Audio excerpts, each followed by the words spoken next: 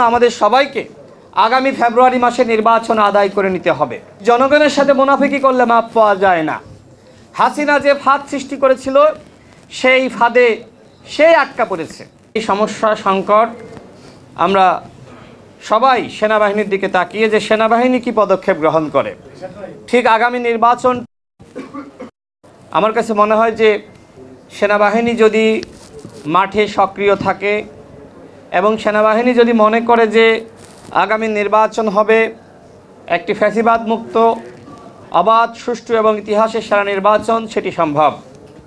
এবং একই সাথে রাজনৈতিক দলগুলোকেও নির্বাচন কমিশনকে সহযোগিতা করতে হবে।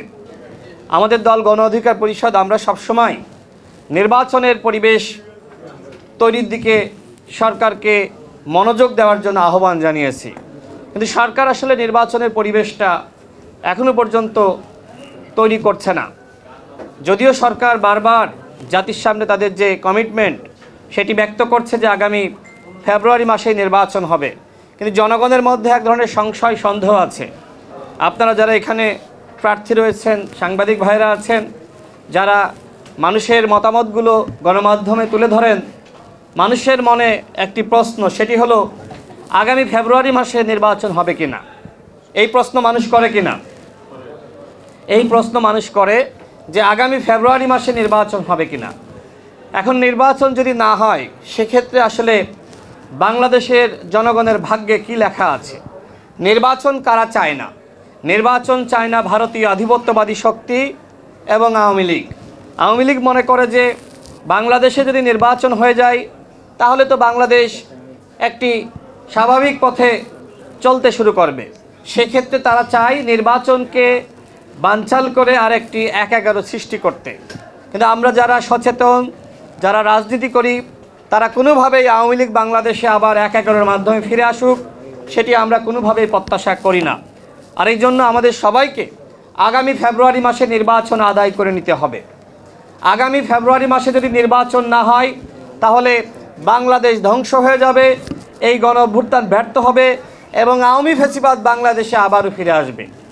এই জন্য সেনাবাহিনীর প্রতি আমাদের আহ্বান থাকবে, অন্যান্য বাহিনীর প্রতি আমাদের আহ্বান থাকবে যে আপনারা গণঅভ্যুত্থানের পক্ষে অতীতে যেভাবে ছিলেন, আগামী নির্বাচন যাতে সুষ্ঠু হয়, সেই সুষ্ঠু নির্বাচন জাতিকে উপহার দেওয়ার লক্ষ্যে জনগণের পাশে থাকুন, জনগণের সাথে থাকুন। বাংলাদেশে একটি সুষ্ঠু নির্বাচন দরকার। আজকে রায় দেওয়া হয়েছে যে আবারও তত্ত্বাবধায়ক সরকার ব্যবস্থা ফিরে এসেছে। শেখ হাসিনা যেভাবে নির্বাচনী ব্যবস্থাকে ধ্বংস করেছিল, তত্ত্বাবধায়ক সরকার ব্যবস্থা যদি বাংলাদেশে বহাল থাকতো তাহলে কি হাসিনা 18 সালের এই ধরনের নিশিরাতের নির্বাচন করতে পারত? 24 সালের ডামি নির্বাচন করতে পারত? 14 সালের একতরফা নির্বাচন করতে পারতো না। হাসিনা বুঝেছিল বাংলাদেশে যদি তত্ত্বাবধায়ক সরকার ব্যবস্থা থাকে সেক্ষেত্রে কোনোভাবেই আমি ফ্যাসিস্ট হতে পারবো না এবং ক্ষমতাকে দখল করে রাখতে পারবো না।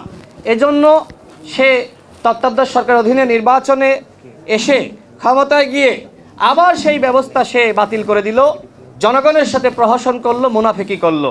কিন্তু জনগণের সাথে মুনাফিকি করলে মাপ পাওয়া যায় না। হাসিনা যে ফাঁদ সৃষ্টি করেছিল সেই ফাঁদে সে আটকা পড়েছে, বাংলাদেশে পর্যন্ত থাকতে পারে নাই।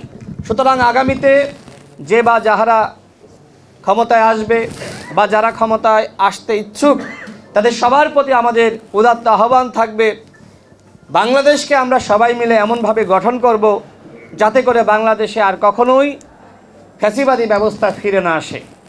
বাংলাদেশে ফ্যাসিস্ট হয়ে অতীতে কেউই টিকতে পারে নাই, সুতরাং ভবিষ্যতেও কেউ বাংলাদেশে ফ্যাসিস্ট হয়ে টিকতে পারবেন ইনশাআল্লাহ।